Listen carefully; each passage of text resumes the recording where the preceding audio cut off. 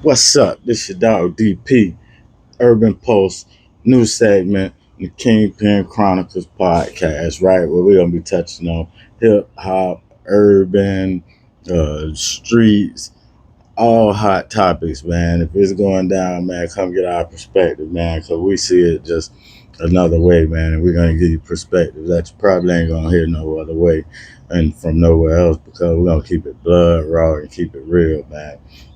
And everybody know what the hot topic is today, man, and yesterday. We kind of waited to let everybody get their thing off so we can kind of respond to the response to Diddy, being found not guilty. And man, y'all excuse me, y'all know that my thing is trading, so most of the time when I come on this, I'm gonna be in the market because it's gonna be in the morning. But yeah, we selling gold. You know what I'm saying? And we in the blue, as y'all know. In the blue mean we making that cheese. But to get back to that, man, this P Diddy thing, man, and him being found not guilty on 3 of the 5 counts of the indictment that they had on him. And, we gave a prediction that he was gonna be found not guilty all the way around the board, but that wasn't the case. But P Diddy still got a very, very big win because he was found not guilty of the RICO and sex, uh,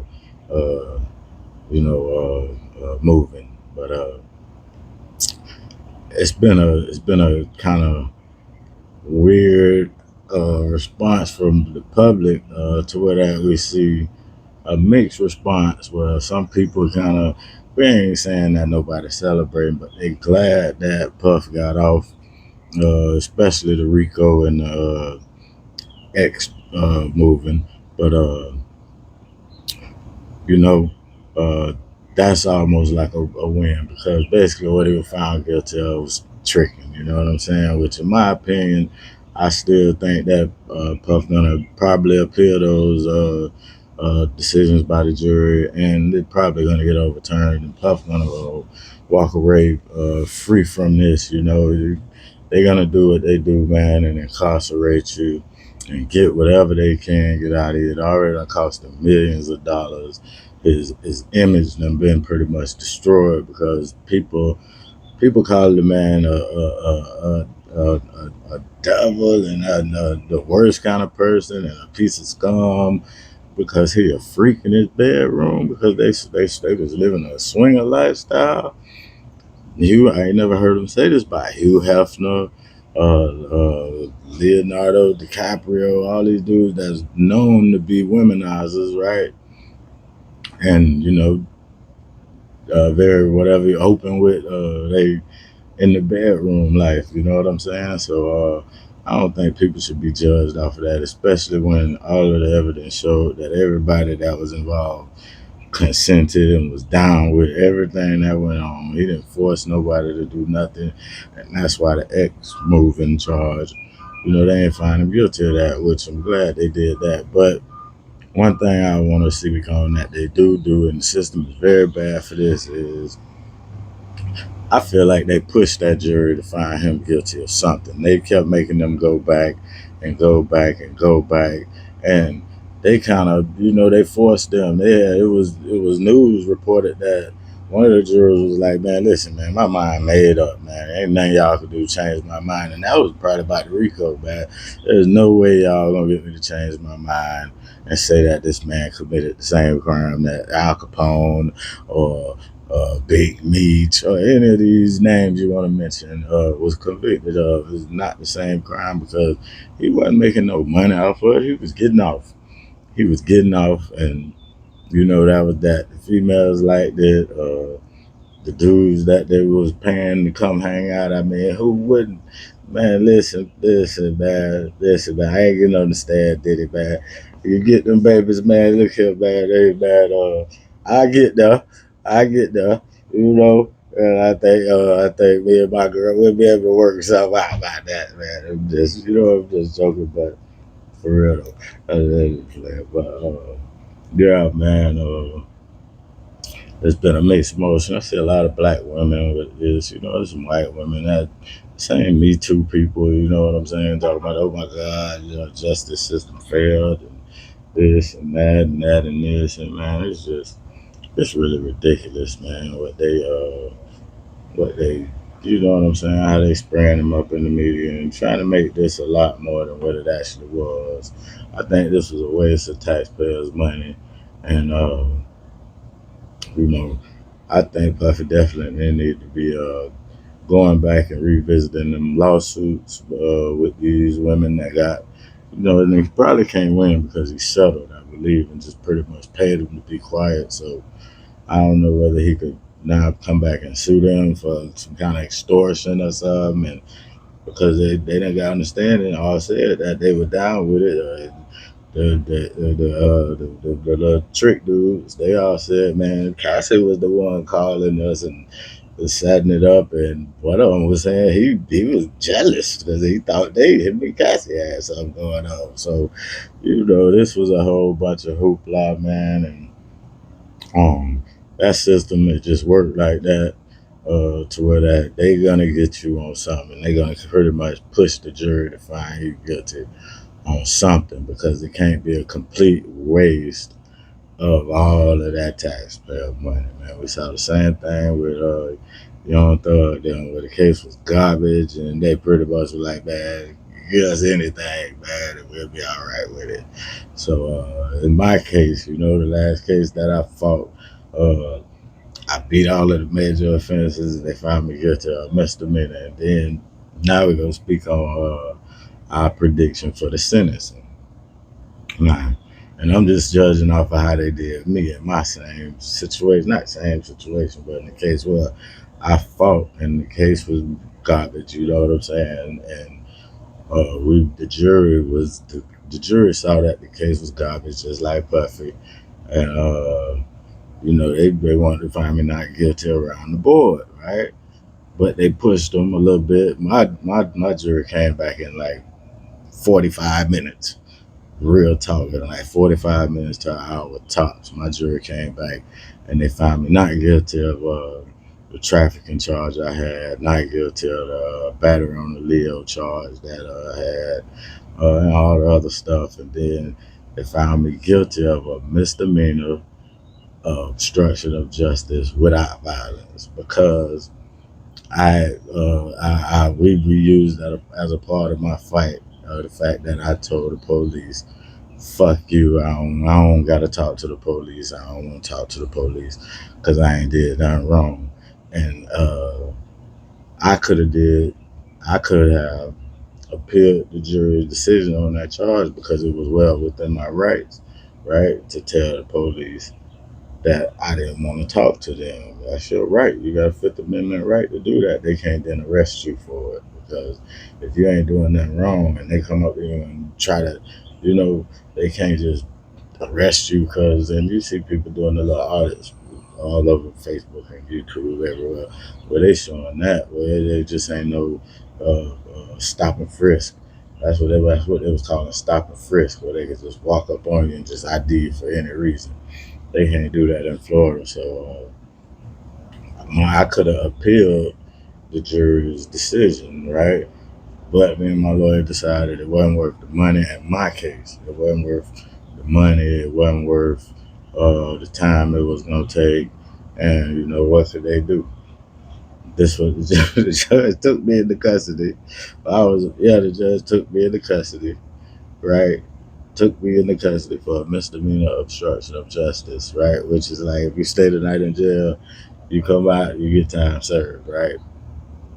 She took me into custody, made me stay in the county jail through the holidays because I went to trial December 14th and 15th. My trial took 2 days. December 14th and 15th, she took me into custody, gave me a court date for 2 days before Christmas, and then booked me on the not booked me, but bucked me on the court date and made me sit till after the New Year. So she made me spend Christmas in jail. She made me spend the New Year in jail, and then on January 3rd, they brought me back to court, and she gave me a year probation. She maxed me out.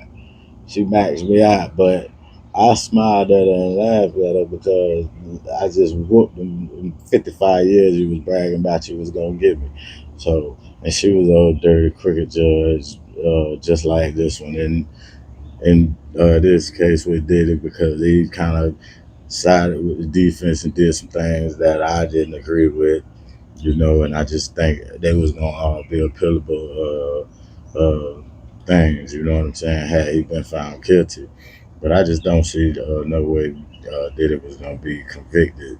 Right? When I say convicted, the jury can find you guilty, but you got the appeals court, right? So, and he got the money to push it and get it in the emergency appeal, all of that, which he might be gonna do anyway, and get that worked out and get a new trial or whatever they might have overturned all of it. But it was just a terrible case. It was a waste of money, um, and sentencing. I think the judge gonna she ain't gonna max him out because I believe they're 10 and 10 on the two he got convicted of. So a max out would be to give him 10 years for each one and then run them consecutively instead of concurrent, right? So a max would be 20 years, right? And ain't no way they're gonna do this on that because it's basically a state misdemeanor charge, man. It's not even a federal case, man. So I'm looking for the judge to do something stupid because there's a lot of pressure on this judge and a lot of people that feel like he deserved to be punished, and the judge might be one of them people that wanted to see him get put up for the RICO. So the judge might give P. Diddy, man, around 50 months, man. They might hit him with somewhere between 40 to 50 months, man, and just give him really an unreasonable sentence.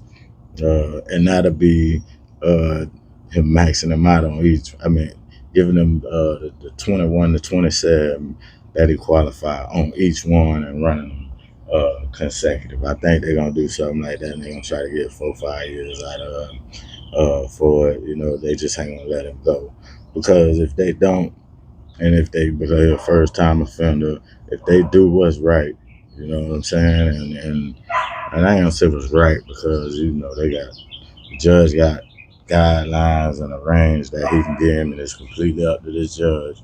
And then it'll go to appeals and all of that. But I definitely think the judge gonna throw him a whole 42 months, 46 months or something. And what'll happen is he'll still just wind up doing a little bit more time and then go to a halfway house and then come out of probation. They're gonna find a way to keep him in the system to where that anything they know how that go, right? So let's look for a real kind of unfair sentence. I think Puff should get time served. A fair sentence would be time served.